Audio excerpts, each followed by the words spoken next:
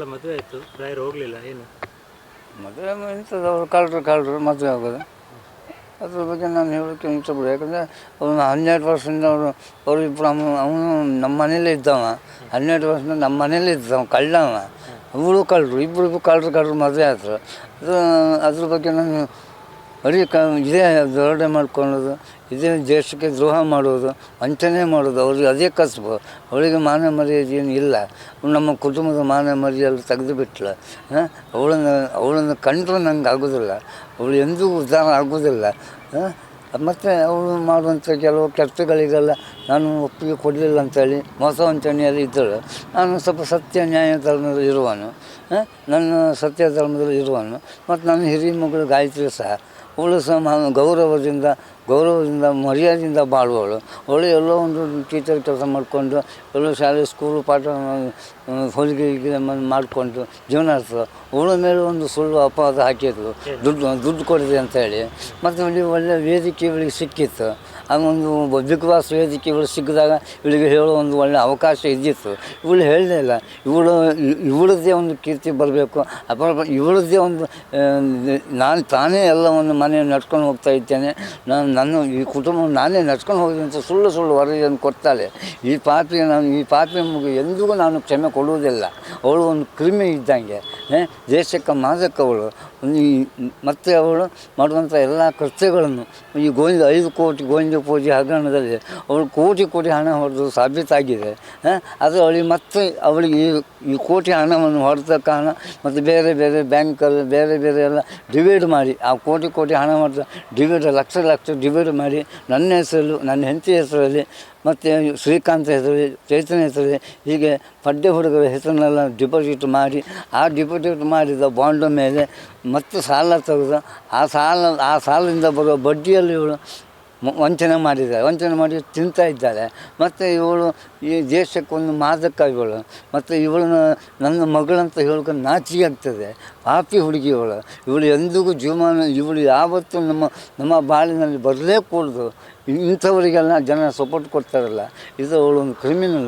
ಜನ ಇದಕ್ಕೆ ಮನ್ನಣೆ ಕೊಡಬಾರದು.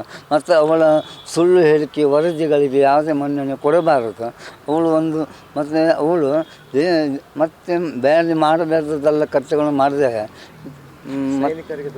ಸೈನಿಕರಿಗೆ ದುಡ್ಡು ಕೊಟ್ಟರು ಒಂದು ಹೆಮ್ಮೆ. ಆದರೆ ಅವಳು ಸ್ವಂತ ದುಡ್ಡಿನಲ್ಲಿ ಕೊಟ್ಟಿದ್ದಿದ್ರೆ, ಅಥವಾ ಸ್ವಂತ ದುಡ್ಡಿನ ಅವರು ಕಷ್ಟಪಟ್ಟು ದುಡ್ಡಿನ ಒಂದು 50,000 ಕೊಟ್ಟಿದ್ರು ನನಗೆ ಸಂತೋಷ ಇತ್ತು.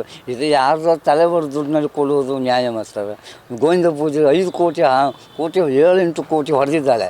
ಅದರಿಂದ ಗೋವಿಂದ ಪೂಜೆ ಹೇಗೆ ಕೊಟ್ಟಿದ್ದಾರೋ ಅಂತ ಗೊತ್ತಿಲ್ಲ.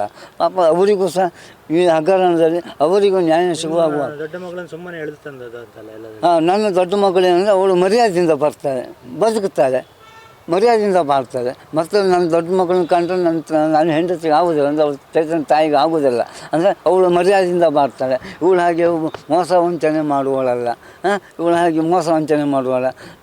ಮಾಡುವಳಲ್ಲ. ಅವಳು ಎಲ್ಲೋ ಒಂದು ಶಾಲೆ ಟೀಚರ್ ಕೆಲಸ ಮಾಡಿಕೊಂಡು, ಸಣ್ಣ ಪುಟ್ಟ ಹೊಲಿಗೆ ಮಾಡ್ಕೊಂಡು, ಪಾಠ ಗೀಟ ಹೇಳ್ಕೊಂಡು ಮರ್ಯಾದೆಯಿಂದ ಗೌರವದಿಂದ ನನ್ನಾಗೆ ಛಲವಾದಿ ಅವಳು. ನಾನು ಗೌರವದಿಂದ ಬದುಕಬೇಕು, ಗೌರವದಿಂದ ಬಾಳಬೇಕು, ನಮ್ಮ ತಂದೆಗೆ ಒಂದು ಹೆಸರು ತರಬೇಕು. ಅದು ನನ್ನ ತಂದೆ ಬಾಲನಾಯ್ಕರು. ಅವರು ಗೌರವ ಮಾಸ್ಟರಾಗಿ ಶಾಲೆಯಲ್ಲಿ 100 ವಿದ್ಯಾರ್ಥಿಗಳಿಗೆ ಪಾಠ ಹೇಳಿಕೊಟ್ಟ ನನ್ನ ತಂದೆ ದಿವಂಗತ ಬಾಲಮಾಸ್ಟರು. ನನ್ನ ತಂದೆ ತುಂಬ ಹೆಸರುವಾಸಿಯಾದರು. ಆಗ ಆ ಅಜ್ಜನ ಹೆಸರನ್ನು ಉಳಿಸುವುದು ನನ್ನ ಹಿರಿಯ ಮಗಳಾದ ಕರ್ತವ್ಯ. ಅದನ್ನು ಭಾವನೆ ಇಟ್ಟುಕೊಂಡು ನನ್ನ ಅಜ್ಜ ಗೌರವದಿಂದ ಬದುಕಿದ್ರು. ನನ್ನ ಅಪ್ಪನೂ ನಾನೆಲ್ಲೋ ಹೋಟ್ಲಲ್ಲಿ ಕೆಲಸ ಮಾಡಿಕೊಂಡು, ದೋಸೆ ಹೊಯ್ಕೊಂಡು, ಟೀ ಕಾಫಿ ಮಾಡಿಕೊಂಡು, ಈ ಹೋಟ್ಲ್ ಗ್ಲಾಸ್ ತೊಳ್ಕೊಂಡು ಜೀವನ ಮಾಡ್ತೇವೆ. ಒಂದು ಅನ್ನ ಹಾಕುವ ಯೋಗ್ಯತೆ ಇವಳಿಗಿಲ್ಲ.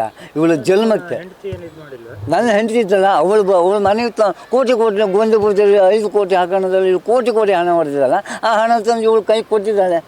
ಅದರಿಂದ ಇವಳು ಮೆರೀತಾಳೆ. ಇವಳಿಗೆ ಗಂಡ ಬೇಡ, ಮಕ್ಕಳ ಬೇಡ, ಗಂಡನ ಗೌರವ ಮನೆತನ ಬೇಡ ಇವಳಿಗೆ. ಗಂಡನನ್ನು ಕಟ್ಟಿಕೊಂಡು ಸ್ವಾಭಿಮಾನದಿಂದ ಬದುಕಬೇಕು, ಮರ್ಯಾದೆಯಿಂದ ಬರಬೇಕು ಅಂತ ಅವಳಿಗೆ ಇದಿಲ್ಲ. ಮಗಳಿಗೆ ಸಪೋರ್ಟ್ ಕೊಡ್ತಾ ಹೋದ್ರೆ ಆಗ ಅವ್ಳಿಗೆ 5 ಕೋಟಿ ರೂಪಾಯಿ ಹಗರಣದಲ್ಲಿ ಮನೆಯಲ್ಲೇ ಹಣದ ರಾಶಿ ಆಗ್ತಿತ್ತು. ಮಗಳೇ ನೀನು ಮಾಡಿ ತಪ್ಪು ಅಂತ ಎಂದೂ ಮಗಳಿಗೆ ಹೇಳಿದವಳಲ್ಲ. ಇವಳು ಸಹ ಅವಳೊಟ್ಟಿಗೆ ನಾಚಿಕೆ ಬಿಟ್ಟು ಕುಟುಂಬ. ಅದು ಇವಳು ಹಿಂದೆ ಇವಳು ತಂದೆ ತಾಯಿ ಕುಟುಂಬ ಒಳ್ಳೆಯದಿತ್ತು, ನಮಗೂ ಒಳ್ಳೆಯ ಹೆಸರು. ಆದರೆ ಈಗ ಇವಳು ನೀಚ ಬುದ್ಧಿಯಲ್ಲಿ ಅವಳಿಗೆ ಸಪೋರ್ಟ್ ಮಾಡ್ತಾಳೆ. ಅವಳಿಗೆ ಏನೇ ಮಾಡು ಅವಳನ್ನ ಹೋಗುದು, ಅವಳಿಗೆ ಸಪೋರ್ಟ್ ಕೊಡು. ಇಂಥ ತಾಯಿ ಮಗಳು ಹೇಳಿಲ್ಲ ನಿಮಗೆ ಇಂಥ ತಾಯಿ ಮಗಳಿಗೆ ಕಠಿಣ ಶಿಕ್ಷೆ ಆಗಬೇಕು.